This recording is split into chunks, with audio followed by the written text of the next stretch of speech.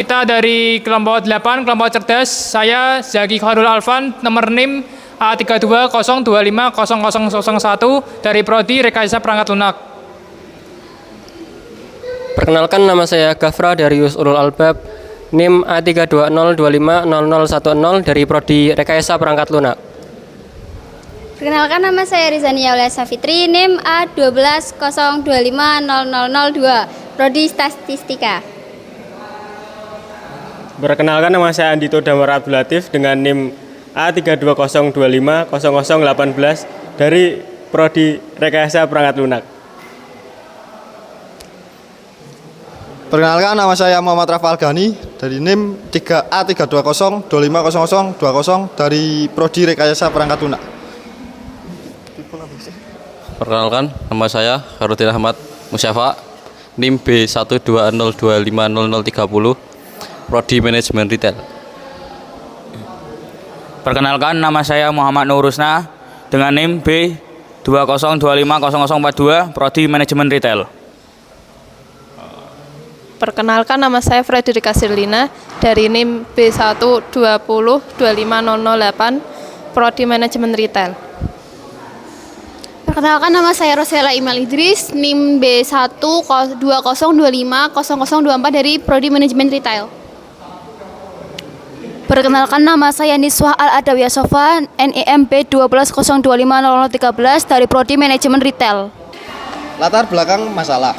Mahasiswa lulusan dengan IPK tinggi tidak menjamin apakah dia akan sukses dan cepat mendapatkan kerja. Tapi kenyataannya banyak dari mereka yang kurang dalam soft skill, kolaborasi, komunikasi, pemecahan masalah, dan kreativitas. Metode kuliah yang hanya berfokus dalam pembelajaran akan kurang efektif dalam melatih soft skill mahasiswa, sehingga perlunya modul dalam bentuk melibatkan mahasiswa dalam kehidupan nyata. Rumusan masalah tujuan agar menciptakan kerangka modul yang nantinya dapat diimplementasikan di kampus, yang bagaimana cara meningkatkan soft skill mahasiswa, merancang modul interaktif mahasiswa untuk memecahkan masalah dalam kehidupan nyata. Nah, ada proses empatis. Proses empatis itu bertujuan tahap memahami, berfokus pada penggelaran yang mendalam terhadap kebutuhan, emosi, dorongan, dan hambatan yang dialami oleh mahasiswa dalam peningkatan soft skill. Nah, itu ada metode pengumpulan empati. Yang pertama itu observasi, mengamati perilaku mahasiswa dalam konteks belajar, kerja sama organisasi, terus kerja kelompok, dan ada juga dalam interaksi kelas gitu. Nah, terus yang B itu ada wawancara. Itu tuh bisa kita wawancara kepada mahasiswa, dosen maupun alumni. Nah, terus yang ketiga itu ada kebutuhan. Nah, itu yang pertama, metode pembelajaran soft skill yang praktis dan langsung diterapkan. Karena mahasiswa itu kebanyakan lebih suka praktek daripada teori. Nah, yang B itu media untuk meningkatkan kepercayaan diri. Itu bisa melatih untuk soft skill kita. Nah, yang C itu lingkungan kolaboratif yang sehat. Nah, lalu juga ada ide dan brainstorming, yaitu peta ide kreatif untuk program soft skill mahasiswa. Nah, tujuannya itu untuk menghasilkan berbagai ide untuk menjawab persoalan inti dan menghasilkan program soft skill yang relevan. Contohnya itu yang pertama ada kompetisi intensif 3 hari, di mana harus memecahkan tantangan kampus, dan skill utama yang harus dikembangkan adalah kolaborasi, terus time management, dan problem solving. Terus yang kedua itu ada Crazy 8 atau ide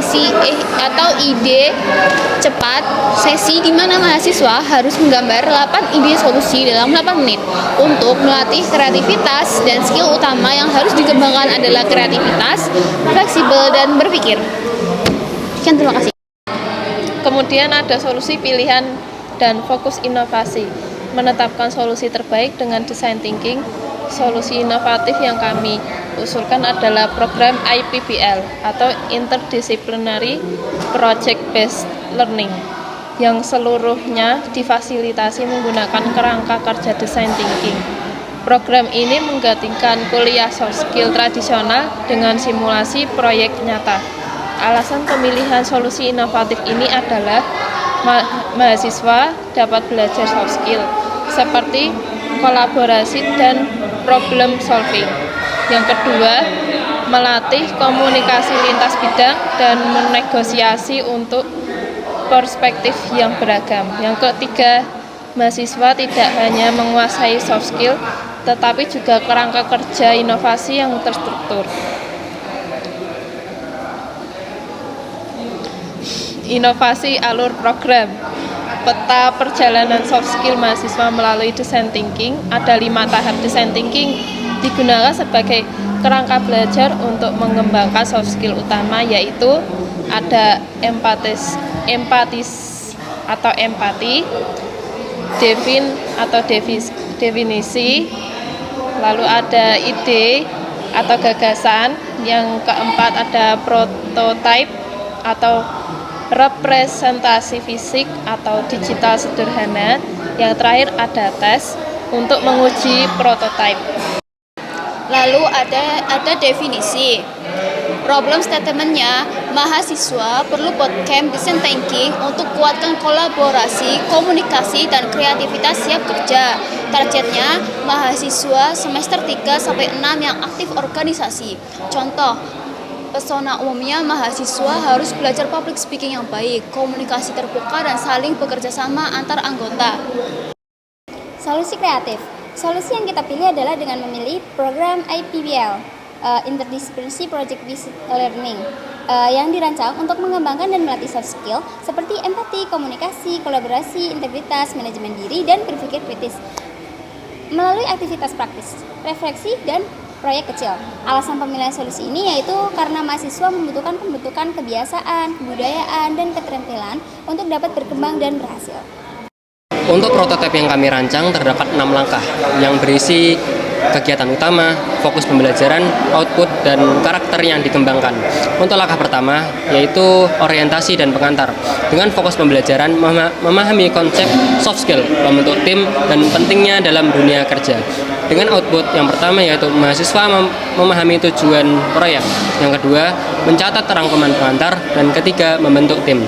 Karakter yang dikembangkan terdapat komunikatif, berpikir kritis, dan disiplin. Untuk langkah yang kedua yaitu pengumpulan informasi.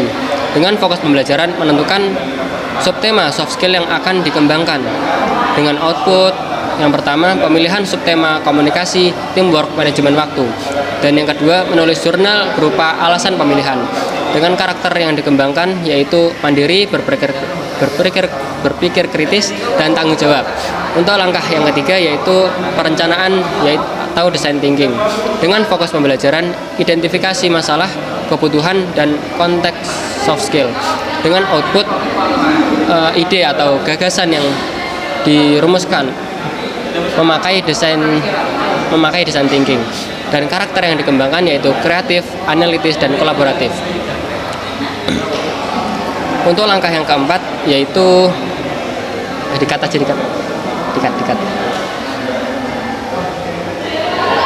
Ini nama.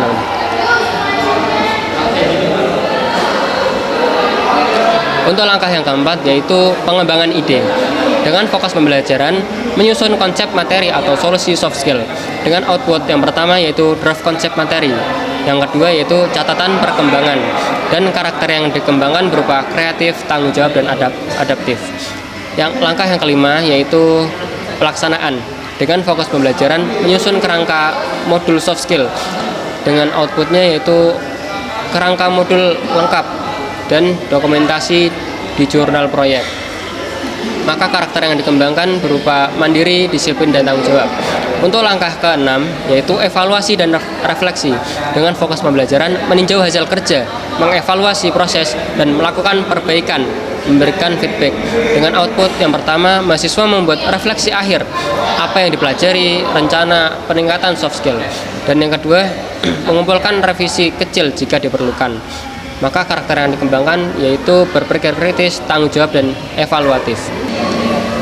Rencana implementasi fase 1, fase persiapan. Merekrut 6-7 tim mahasiswa dari prodi yang berbeda untuk mengikuti modul. Yang kedua, setelah kelompok dipilih, kelompok menentukan subtema yang sudah dipilih secara musyawarah mufakat. Fase kedua, fase pelaksanaan. Yang ke-1, empati dan define. Tim mahasiswa melakukan pemetaan masalah awal proyek dan analisis awal. Yang kedua, ideasi dan prototipe. Pengembangan ide solusi dari masalah awal proyek, subtema yang sudah ditentukan oleh kelompok. Setelah itu, menyusun kerangka modul lengkap dengan dokumentasi untuk jurnal. Yang ketiga, testing. Setelah pengembangan ide solusi telah ditemukan, seluruh tim mahasiswa. Rencana implementasi. Fase ketiga, pasca pelaksanaan. Yang ke-1, mahasiswa membuat tugas refleksi akhir untuk menentukan apa yang mereka pelajari dari subtema yang dipilih tersebut dan rencana untuk meningkatkan soft skill. Yang kedua, mahasiswa menerima feedback dari dosen untuk evaluasi dan melakukan perbaikan. Fase keempat, evaluasi. Yang ke-1, mengumpulkan data per review dan reflection report untuk memvalidasi efektivitas modul dalam meningkatkan soft skill mereka. Oke, ini yang sebelumnya uji coba atau tes dan evaluasi. Hasil uji coba awal yaitu setelah uji coba modul, seluruh mahasiswa memberikan feedback melalui email untuk menunjukkan apakah mengalami komentar negatif atau positif. Jika mengalami hal positif, modul ini akan direalisasikan, namun jika hasilnya negatif, modul ini harus dievaluasi lagi biar tidak ada salah kata dalam modul ini. Literasi berikut perlu dibuatnya sesi pre-briefing yang menjelaskan bahwa feedback tersebut adalah salah satu bagian penting untuk mengevaluasi modul ini dan bukan serangan pribadi. Baik, kita sudah sampai di kesimpulan. Jadi kesimpulannya adalah mahasiswa dengan IPK yang tinggi tidak otomatis sukses karena soft skill tidak terbentuk dari kuliah seperti biasa yang hanya menekankan teori dan pengerjaan tugas biasanya. Dunia kerja menuntut kemampuan kolaborasi, komunikasi, kreativitas, dan pemecahan masalah kompetensi yang hanya berkembang lewat pengalaman nyata, interaksi langsung, bukan hafalan di kelas. Solusinya adalah membuat modul pembelajaran berbasis proyek yang nyata, penilaian berbasis proyek, kolaborasi tim, presentasi rutin, serta keterlibatan langsung dengan industri dan masyarakat sekitar.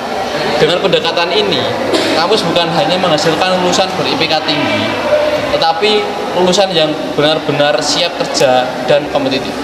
Baik, terima kasih. Kami kelompok 8 pamit undur diri dari presentasi pendidikan karakter kali ini.